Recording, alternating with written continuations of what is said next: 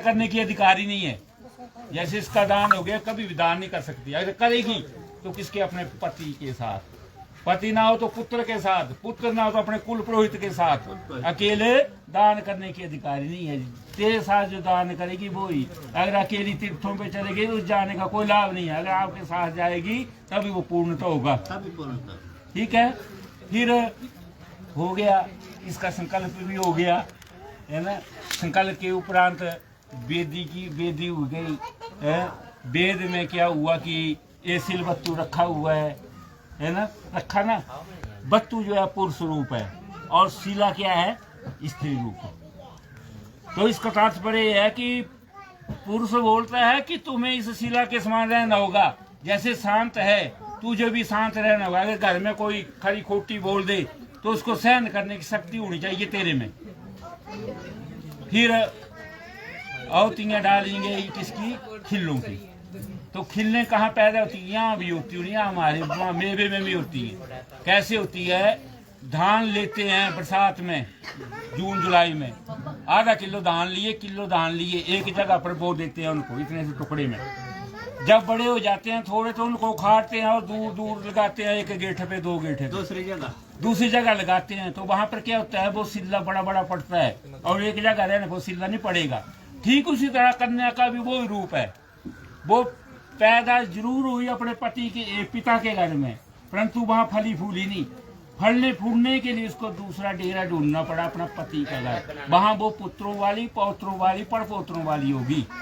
है ये जो खिल्लें डाली होती हैं इसके समान है। और चौथी परिक्रमा में क्या होता है, छज। छज से औती डाली जाती है, कन्या सिर्फ कन्या डालती है। क्यों डालती है, एक सिरे से डालती है, इसलिए डालती है कि छज से क्या करते हैं, जब पूंछते हैं तो कूड़ा बाहर निकल जाता है और अच्छाई अंदर रह जाती है, मतलब चावल अंदर रह जाएंगे, है ना। ठीक उसी तरह भाव ये है कि तुम अपनी बुराई को बाहर निकाल दो और अच्छाई जो अपने में विराजमान रखना। ये है छज का मतलब।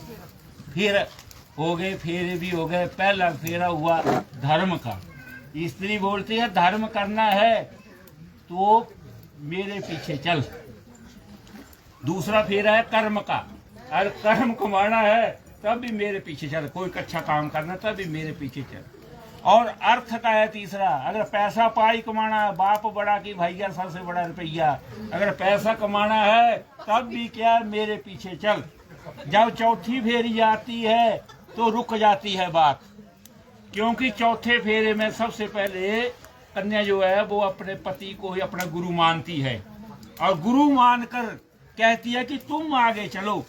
चौथा फेरा है मोक्ष का। मोक्ष का आप मुझे मोक्ष दिलाओगे, मैं आपको मोक्ष नहीं दिला सकती, इसलिए आप स्वामी हैं, मेरे गुरु बन गए। स्त्रियों को कभी भी गुरु बनाने की आवश्यकता नहीं है।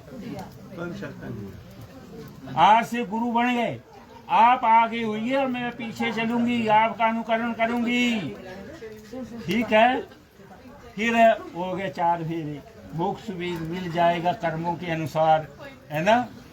फिर 7 शर्तें रखी गई, क्योंकि जो मंत्र पढ़े कल से पता चला कुछ कोई पता नहीं चला। इसका दारोमदार जो है इस शब्द पति के ऊपर है।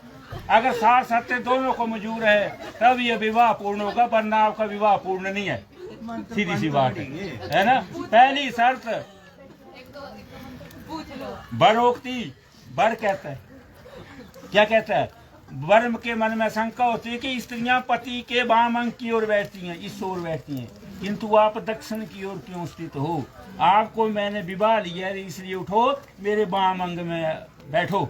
अगर आपके मन में कोई बात है तो सामने प्रकट करो। तो कन्यावाच, कन्या क्या कहती है कि विवाह दान करने से नहीं होते है। जैसे ब्राह्मणों को दान दे दिया, भोजन करवा दिया, 100 मन चावल डाल दिए, 10 मन डाल दिए, उससे नहीं होगा।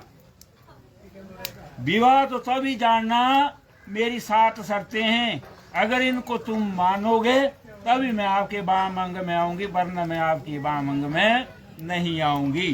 तो पहली शर्त विष्णु स्वरूपी वर्ग इसलिए चलाते हैं कि अन्न की वृद्धि हो। अन्न से क्या है, प्राण टिकते हैं, शरीर टिकता है। पहली शर्त चलाता है विष्णु स्वरूपी वर्ग, किसी घर में अन्न की वृद्धि हो। तो कन्यो दीनम कर्तव्यम चाद्यम पदे बब्रवीत। तो पहली शर्त के बीच में कन्या क्या बोलती है कि घर में जितना भी धन धान्य होगा, मधुर पदार्थ होंगे, खाने योग्य जो भी वस्तुएं होगी, वो सब आज से बाद मेरे अधीन करनी होगी।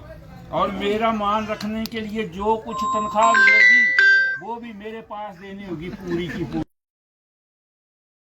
दूसरे के घर में भोजन करना होगा, ऐसा स्वीकार है। तो प्रथम शर्त के बीच में मैं आपके वामंग में आती हूँ। स्वीकार है जी? है? ये तो बच्चा टिल्ली की थी। अब बात सुन ले। बात क्या है यहाँ पर? सुन ले बात। मान सम्मान की बात है। आप क्या करोगे? कमा कर किसके पास